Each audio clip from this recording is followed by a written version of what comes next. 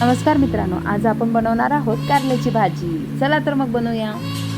इथे मी एक वाटी बारीक चिरलेले कारले घेतले आहे।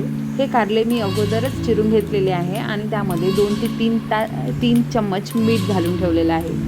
भाजी करण्या अगोदर आपल्याला कारले स्वच्छ धुवून घ्यायचे आहे, जेणेकरून त्यातलं मीठ पूर्णपणे निघून जाईल। भाजी करण्यासाठी अगोदर कढई ठेवूया, त्यात 2 ते 3 चम्मच तेल घालूया। तेल गरम झाल्यानंतर त्यात अर्धा चम्मच मोहरी, अर्धा चम्मच जिरं आणि कांदे घालूया। येथे मी 2 कांदे घेतलेले आहे, 2 बारीक चिरलेल्या हिरव्या मिरच्या आणि सोबतच कारले टाकूया।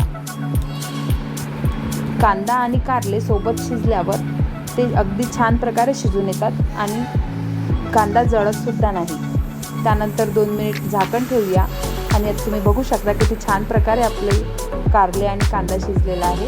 त्यानंतर 5-6 पाकळ्या लसणाच्या बारीक चिरून टाकायच्या आहेत। त्यानंतर अर्धा चम्मच जिरे पावडर, 2 चम्मच धने पावडर आणि अर्धा चम्मच तिखट घालूया आणि थोडं मीठ टाकूया।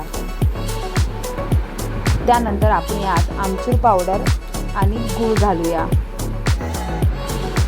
अर्धा चम्मच आमचूर पावडर टाकल्यानंतर आपण अर्धा लिंबू पिळूया आणि 2 ते 3 चम्मच आपण शेंगदाण्याचा कूट घालूया। आता तुम्ही बघू शकता किती छान प्रकारे ते मिक्स झालेलं आहे आणि वरून कोथिंबीर घालून आपण 2 ते 3 मिनिट झाकण ठेवून कमी आचवर भाजीला शिजू देऊया। आता तुम्ही बघू शकता आपली भाजी इथे रेडी आहे।